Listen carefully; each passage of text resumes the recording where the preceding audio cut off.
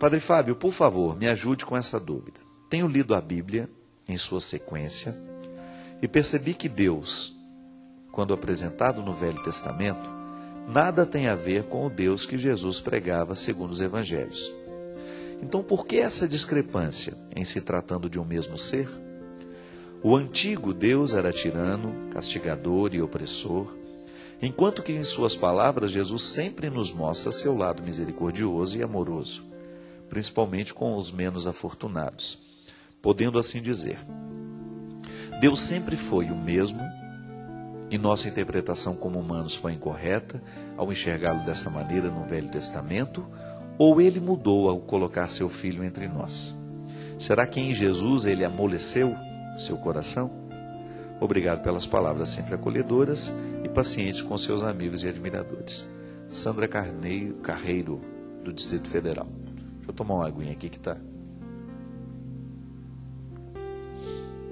Sandra, a teologia nos ensina que o processo de revelação de Deus na história,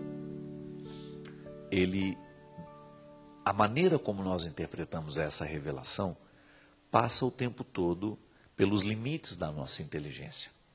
E você tem razão. Nós temos no Antigo Testamento uma imagem de Deus. Um Deus muitas vezes opressor, tirano, bravo, né? Muito severo. E se a gente vai pegar alguns textos em que nós temos essas narrações, parece que essas narrações são contraditórias àquilo que nós conhecemos em Jesus. Mas é justamente disso que nós estamos falando. O Antigo Testamento é superado, a visão é aprimorada, porque Jesus nos empresta um novo jeito de interpretar o que é antigo. Jesus é a hermenêutica de Deus. O que é isso? É a partir dele que nós podemos interpretar e conhecer quem Deus é. Por isso que Jesus é a plenitude da revelação. Tudo aquilo que a inteligência humana pôde saber sobre Deus, até o evento Jesus, foi amplamente superado com aquilo que Jesus ensinou. Então veja bem, a inteligência humana, e aí você pega o contexto do judaísmo, né, que é a religião onde Jesus nasceu, tinha uma compreensão de Deus a partir daqueles moldes do Antigo Testamento. E aí você tem ali narrações, discursos, você tem os salmos, sobretudo os salmos. Nos salmos a gente vê um Deus de batalha, um Deus que vai à frente para brigar, para lutar, que é capaz de matar os seus inimigos. Eu tinha um professor de teologia que ele até dizia assim, olha, se a gente, quando eu preciso rezar esses salmos, eu não consigo entrar num clima de oração porque esses salmos me mostram um Deus muito perverso. Mas veja bem, a palavra de Deus, ela está sempre contextualizada no tempo. Ela servia para a compreensão de Deus, a partir daquelas inteligências, daquelas mentalidades.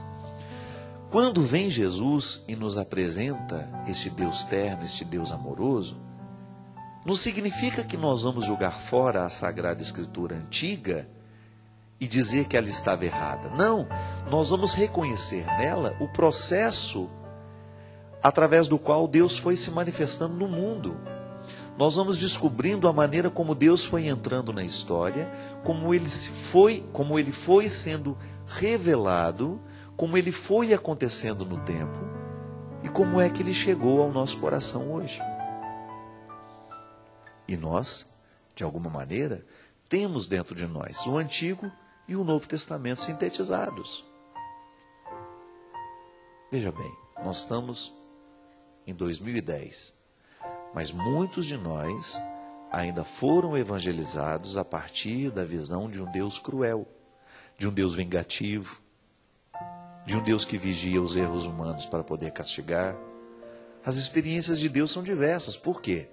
Porque Deus depende da nossa inteligência para agir. Não é assim? Ele passa o tempo todo pelos meus significados humanos.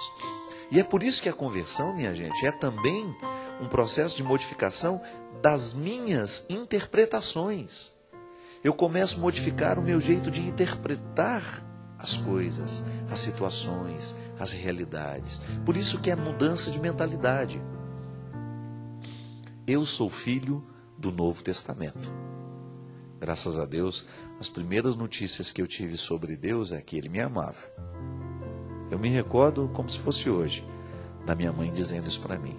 Meu filho, Deus ama você. Pode ser que você não tenha tido uma experiência semelhante à minha. Pode ser que você tenha tido a experiência de um Deus vigilante, que ficava o tempo todo olhando para o seu pecado, para aquilo que você estava fazendo de errado. Veja bem, na nossa vida a síntese é sempre interessante. Eu preciso compreender a misericórdia de Deus, mas não posso esquecer do conceito de justiça. Deus é justo. Deus me ama, mas Ele é justo. Significa que quando eu erro, Ele vai agir segundo a sua justiça.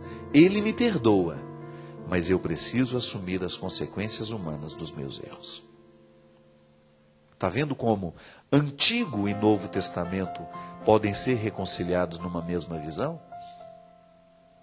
Seria uma ingenuidade da nossa parte pensar: Deus me ama, então eu não vou precisar assumir as consequências dos meus erros. Porque já que Ele me ama, Ele vai assumir os meus erros por mim. Não é assim? Errado. Trazer o Novo Testamento e o Antigo para essa síntese pessoal significa: eu sou filho da misericórdia, mas eu sei que Deus é justo.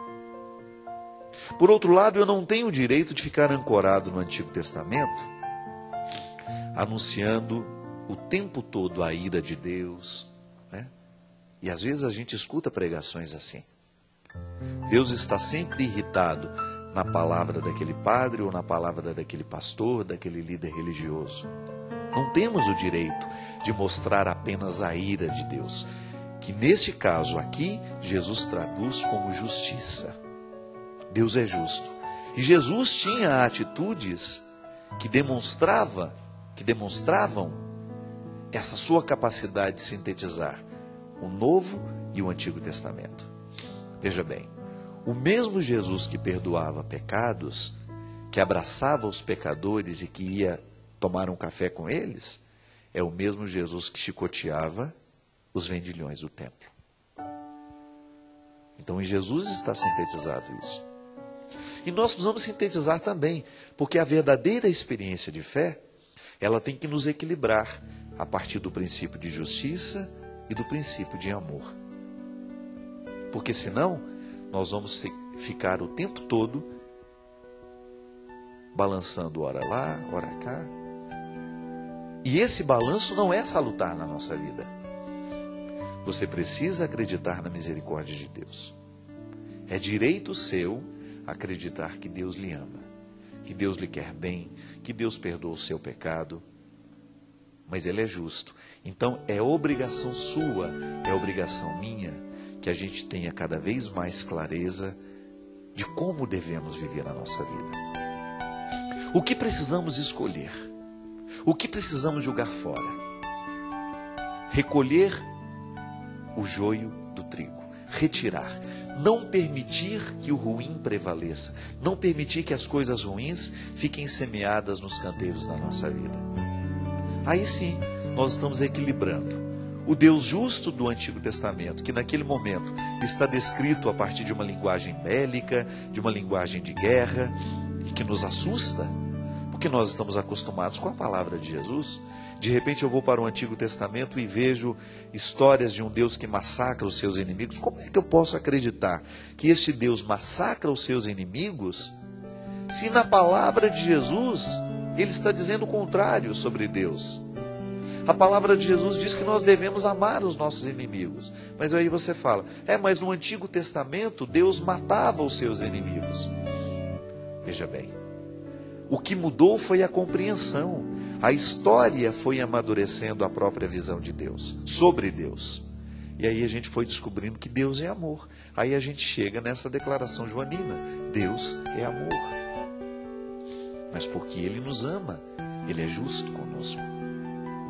Toda vez que alguém nos ama, tem que ser justo conosco, nos deixando assumir os erros que a gente cometeu, vivendo as consequências, mas estando do nosso lado para nos acolher e para nos dar condições de não errar tanto mais. É assim que funciona, minha filha. O equilíbrio do Antigo e do Novo Testamento sendo um norte para a nossa caminhada, um referencial para nos ajudar a ir adiante. É difícil? Não é muito fácil, não. Mas também não é impossível. Reconcilie dentro do seu coração essas duas dimensões. Um Deus que te ama, mas ao mesmo tempo um Deus que é justo. Isso só vai lhe amadurecer. Reconciliar essas duas dimensões de Deus na sua vida vai lhe transformar aos poucos num ser humano cada vez mais maduro, pronto para viver e experimentar esse amor de Deus na sua vida, mas ao mesmo tempo colocando os pés na história e vivendo com responsabilidade o seu papel aqui hoje. Muito obrigado. Obrigado você que nos acompanhou. Até a semana que vem, se Deus quiser.